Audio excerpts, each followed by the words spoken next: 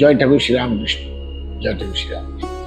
আজ আমি তোমাদের আমার মনের প্রশ্নের কটা কথা আমি তোমাদের বলব।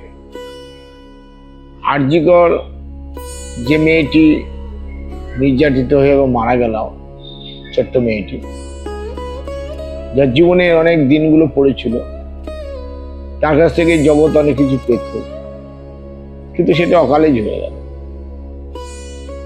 এবার সেটা নিয়ে হই হই করে সমস্ত রাজ্যবাসী তারা নেমে পড়লো বিচারের আশায়। বিচার চাই, বিচার চাই, কিন্তু বিচারের জায়গা দেখা গেল কিছুটা প্রহসনের। পুলিশ থেকে আরম্ভ করে সমস্ত দপ্তরের যারা আধিকারিক ছিল প্রত্যেক, আমার মনে প্রশ্ন হয়েছিল সিবিআই হাতে গেল, সিবিআই কি করবে? প্রথম প্রশ্ন হচ্ছে যে সঞ্জয় বলে ছেলেটি যাকে ধরা হলো, এখানে প্রশ্ন হবে না যে সেই যে বাইকটি ব্যবহার করতো সেটা পুলিশের ছিল, শুনলাম, যেটা নিউজে দেখেছি বাবু। তাহলে পুলিশের বাইক বা পুলিশ লাগানো বাইক সে ব্যবহার করছিল, সেটা কি করে ব্যবহার করে? এটা প্রথম জানা দরকার। যদি পুলিশের বাইক হয় তাহলে কোন পুলিশের বাইক সেটা জানা দরকার। আর যদি পুলিশের নামে বাইক চলে, তাহলে কলকাতার বুকে পুলিশগুলোকে ঘুমিয়েছিল? এটা কিন্তু প্রথম প্রশ্ন। দ্বিতীয় প্রশ্ন হচ্ছে যে পুলিশ কোয়ার্টারে যে থাকতো, কার পারমিশনে ছিল?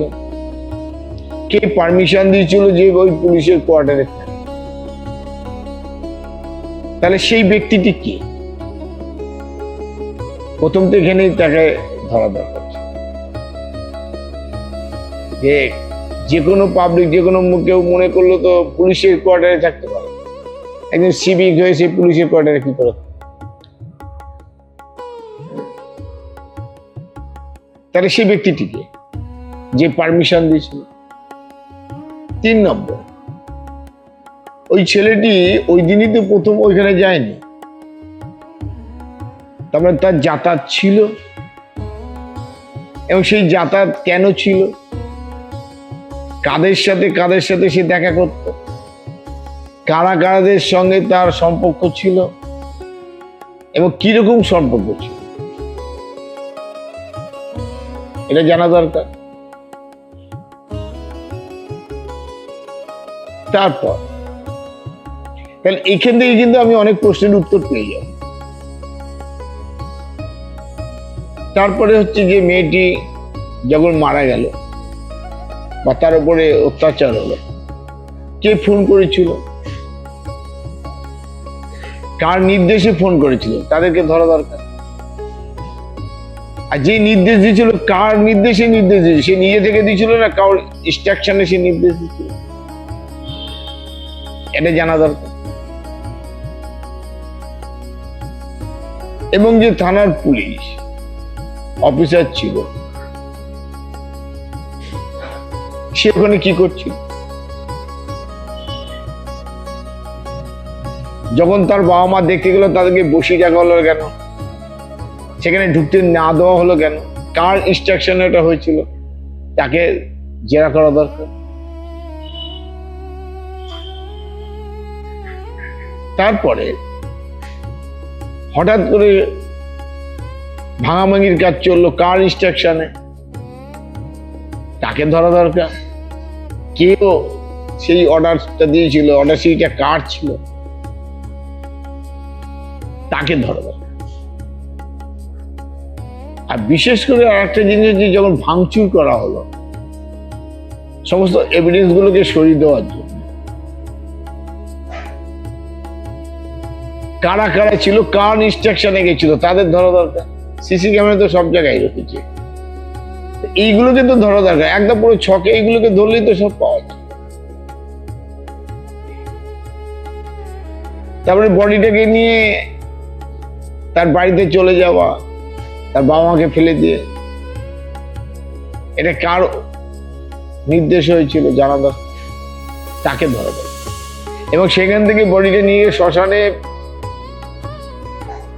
কে সই করলো, কার ইনস্ট্রাকশনে ওটা হলো, তাকেও ধরা দরকার। এতগুলো যখন পয়েন্ট রয়েছে, সেই পয়েন্টগুলোকে যদি ইনভেস্টিগেশন করা যায় তাহলে তো আসল রহস্যটা বেরিয়ে আসে।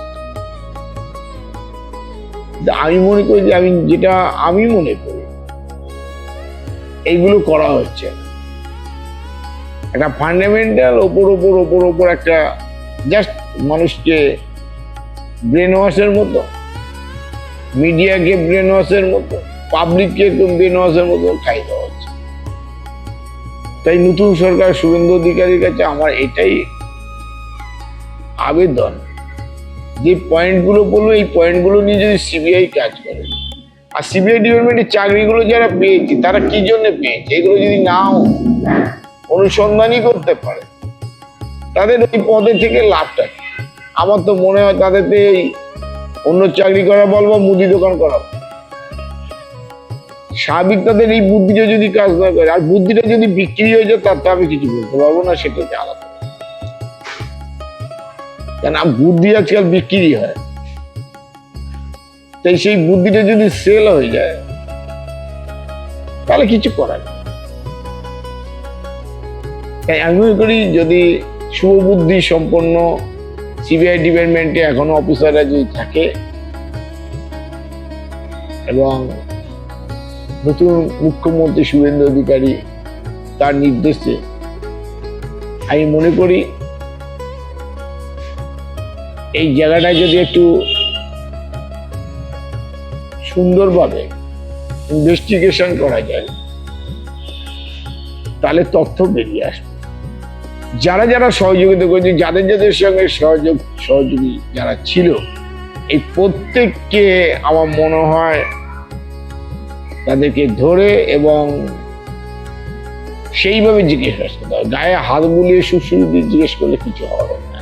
কেন আজকাল মানুষ এমন হয়ে গেছে, আগের দিনে গাড়ির হর্ন শুনলে পরে মানুষ 10 হাত দূরে সরে যেত, এখন হর্ন শুনলে আরো সামনে এসে দাঁড়ায়।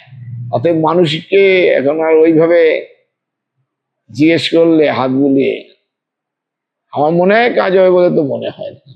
দেখো তোমরা, ঠাকুরই জানেন। জয় ঠাকুর শ্রীরাম।